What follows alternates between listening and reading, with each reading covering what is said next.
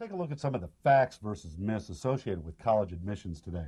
One of the facts today is there's simply more people applying for college today than ever before. How does that affect us? Well, with a higher number of students applying, more high school students graduating from school, it's become more competitive for students to get into the college of their choice. Competitive.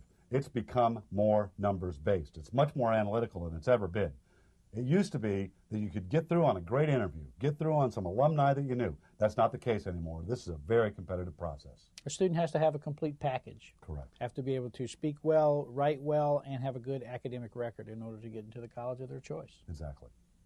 It's also a fact that colleges want to see that students are taking challenging courses in high school. Could you tell us about that? Absolutely. One of the things that colleges are going to be looking at when looking at a student's academic profile are they taking the most challenging courses available to them? And that varies by school. That may be an honors class, right. It may be an advanced placement class, or it may at a particular small school, perhaps a small rural school, that may be a senior level mathematics course. But whatever the most challenging course is available in, students want to make sure that you take it, or schools want to make sure that you take it, and that they're successful. The basics got to be covered. You got to be on a college prep course. They're going to look for that also. Another fact is that SATs and ACTs simply just are not as important as your GPA. That's correct, Terry. As a matter of fact, are both standardized test scores and an academic GPA important? The answer is yes. But when colleges and universities sit down to look at that student's entire packet, they're going to be looking at a 4-year body of work versus a one-time test. And typically that carries more weight. And it may vary by public or private institution. It may vary by the prestige of the institution too. But typically that 4-year body of work is what's going to make the difference if one is stronger than the other. We talked about grades and classwork. How important, again, is that? Well, I talk to students all the time who say, I know I got off to a rocky start my freshman year, but boy, it's my senior year, and I'm doing great. Well, one of the things they don't realize is that when colleges and universities are making admissions decisions, they're making those decisions based on the first 3 years of academic work. A senior year may keep a student from being accepted if they don't continue to do well and stay focused, but it's very, very important to start from the beginning of their freshman year and to have academically sound work. It increases their opportunities for admission. Yeah, exactly. We were talking about being involved in the right classes, getting the right grades. Now we're telling you to get there early on. It won't matter if you're the class president your senior year. If you don't have the grades to get in, you won't get in. Terry, one of the myths that I hear is using the Common Application will hurt a student in getting into the college of their choice. Absolutely false. Couldn't be further from the truth. Common applications are accepted at even the most prestigious institutions. It's pretty simple. They're free, they're easy to do, and they get more applications. And that's the admissions game. Get more applications.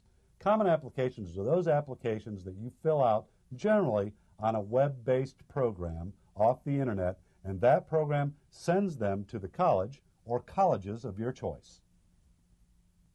Mac, is it true that a fabulous interview will get you into the college of your choice?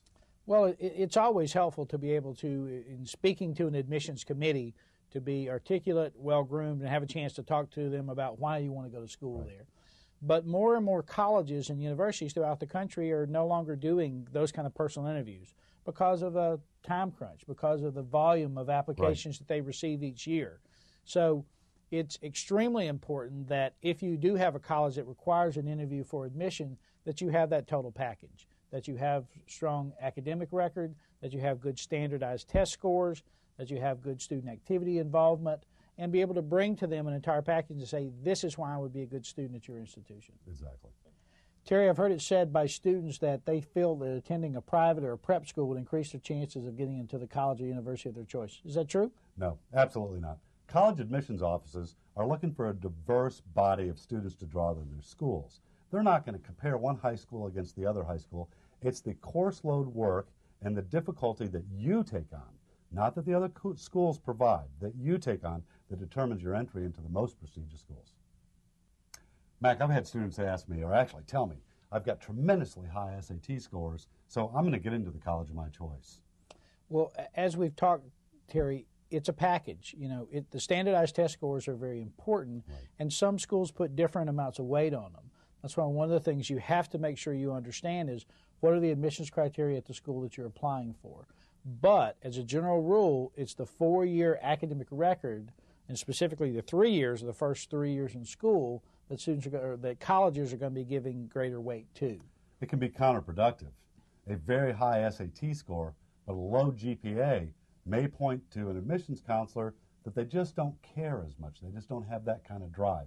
So it can be counterproductive. So the big thing is ask the question. At the school that you're looking at, make sure you understand how important are these test scores. Is there a minimum that they require in order to even consider you for admission? Some have those, some there is no minimum at all. It is that entire package. So you have to make sure you understand what the school wants, and again, give it to them. I've heard students say that they're afraid that applying for financial aid will hurt their chances of being accepted into a specific college or university. True? No, not at all. Need-blind institutions, which the majority of prestigious colleges are, don't have access to your financial aid records, so the admissions office is looking simply on your package you're bringing to them.